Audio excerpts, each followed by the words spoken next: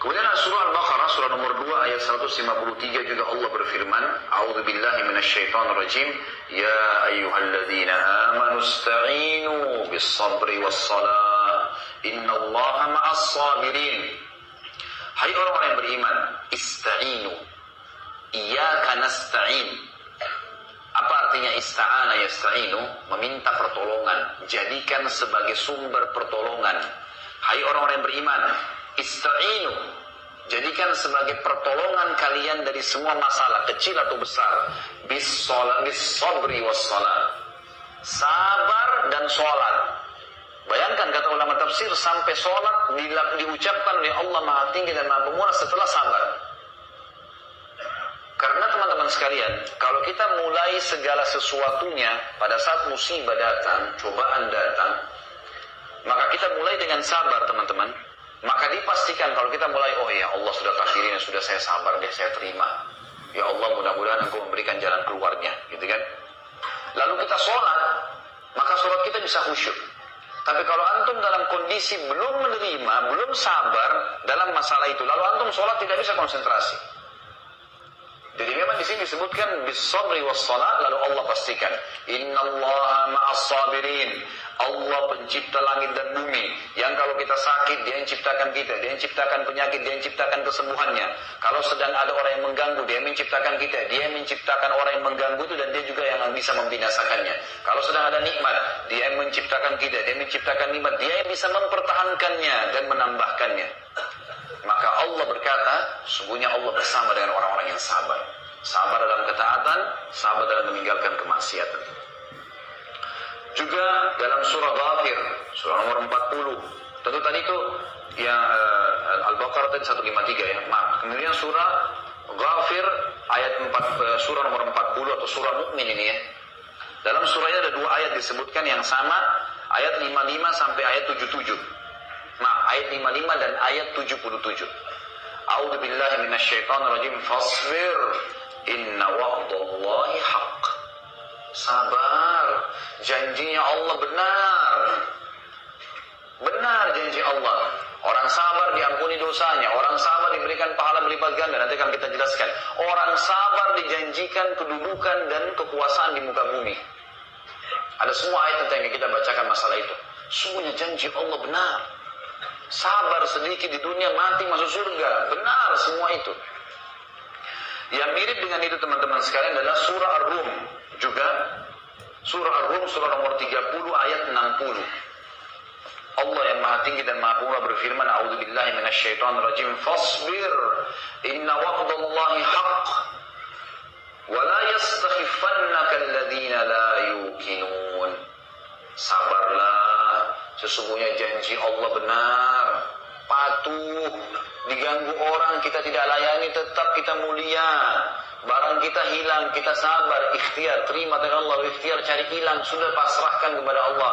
Sesungguhnya janji Allah benar, pasti Allah akan gantikan. Dan jangan sampai kamu tergoda, kata Allah, la yastakhiffannak alladzina la yuqinun, dari orang-orang yang tidak yakin dengan ini. Jadi kalau lagi ada cobaan, makna ayat ini adalah jangan berteman dengan orang-orang yang tidak yakin dengan Allah. Lagi ada musibah teman-teman, jangan bicara sama ahli fasaqah. Ya, maksudnya orang-orang maksiat, ahli fasik, ahli maksiat. Maka kita akan diajak sama dia ke diskotik, ke bar, ke maksiat, ke makan macam-macam. Makin buram. Ya, tenggelam di lautan, makin ditenggelamkan. Bukannya malah dikeluarkan. Selanjutnya, Nabi Ayyub alaihissalam. Nabi yang sangat mulia, terkenal dengan kesabarannya. 20 tahun Allah coba, 20 tahun teman-teman sekalian, luar biasa. Allah mengatakan di dalam surah Shad, surah nomor 38 ayat 44, A'udzubillahi minasyaitonirrajim, inna wajadnahu sabira ni'mal 'abd innahu awwab. Kami betul-betul memberikan jalan keluar pada Ayyub karena kami temukan dia adalah hamba yang sabar. Sungguh dia sebaik-baik hamba karena dia adalah orang yang tidak berkeluh kesah.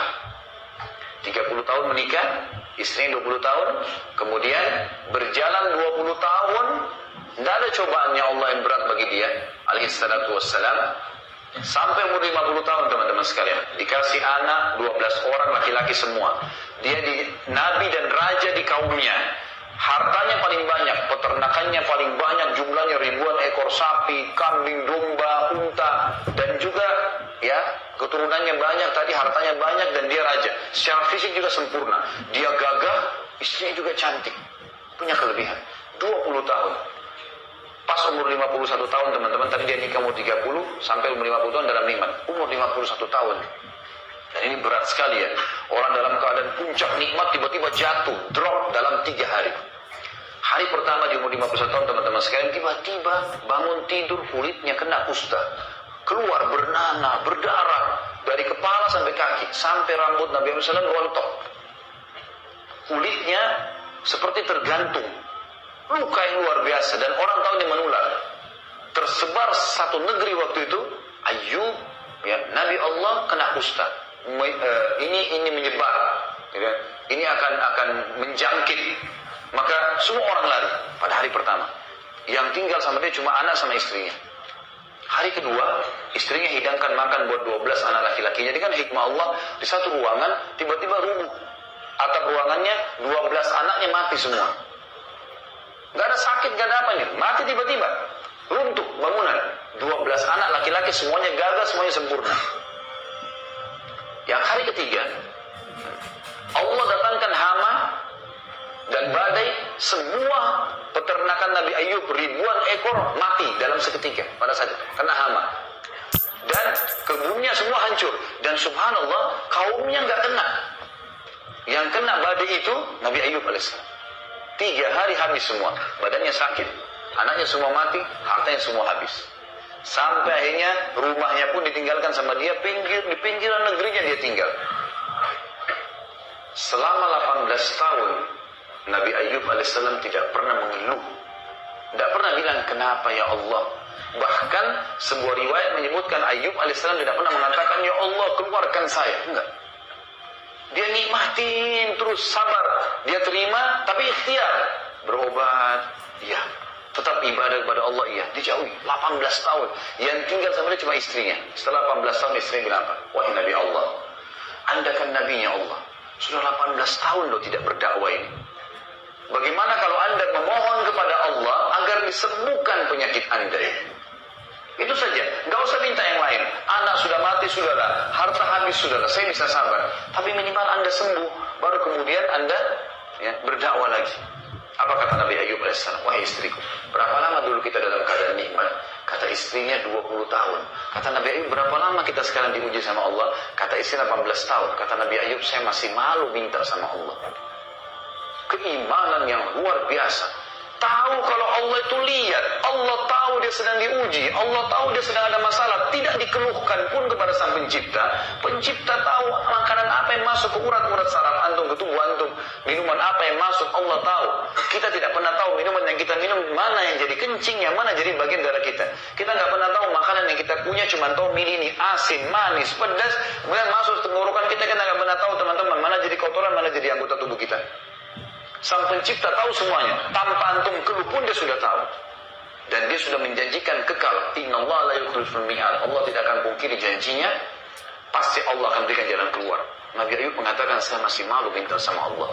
Di 20 tahun cobaan, dia sudah merasa berimbang antara cobaannya dengan nikmat yang pernah dia terima. Maka dia mengucapkan kalimat yang santun sama Allah.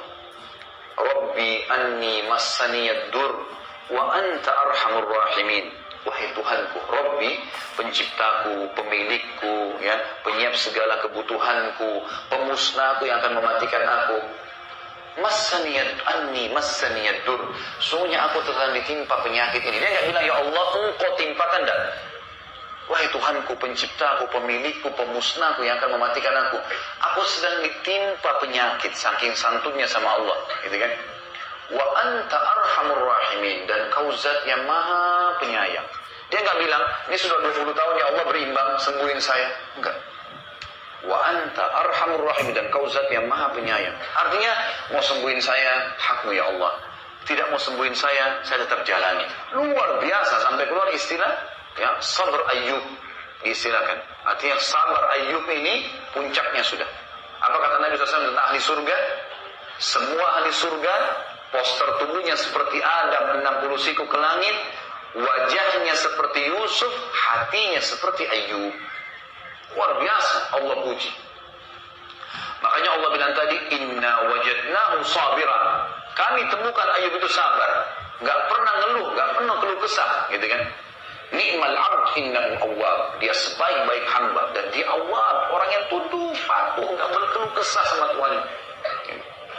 Dan ingat teman-teman, saya bilang tadi semua punya ajal. Kalau antum sabar sampai titik klimaksnya, maka yang datang nanti sesuatu balasan seperti gelombang ombak yang tidak bisa dibendung.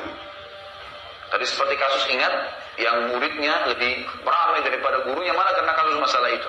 Ada cobaan-cobaan yang datang. Maka sabar. Nabi Ayub alaihissalam dicoba 20 tahun, berarti umur 70 tahun. Di hari pertama umur 71 tahun, teman-teman, Allah munculkan di bawah ranjangnya mata air. Dan Allah suruh beliau dicuci, mandi dengan itu, tiba-tiba sembuh. Dan tubuhnya kembali kekar, lebih segar dan kekar dibandingkan 20 tahun yang lalu. Dari air mata air itu. Yang kedua, Allah subhanahu wa ta'ala mengirim seluruh masyarakatnya pada saat itu.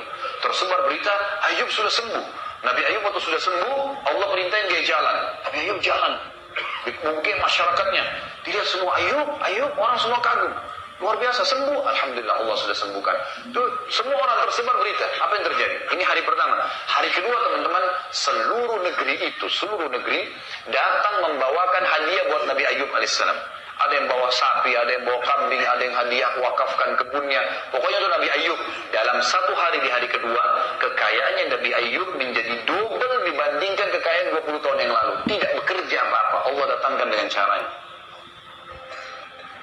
Hari ketiga, istrinya hamil dan setiap tahun pada saat itu melahirkan anak kembar sehingga Allah memberikan dia 24 anak laki-laki. Padahal tadinya 12. Tidak ada yang mustahil bagi Allah. Cuma butuh keimanan dan jadikan sabar sebagai pegangan hidup kita. Ini penting teman-teman.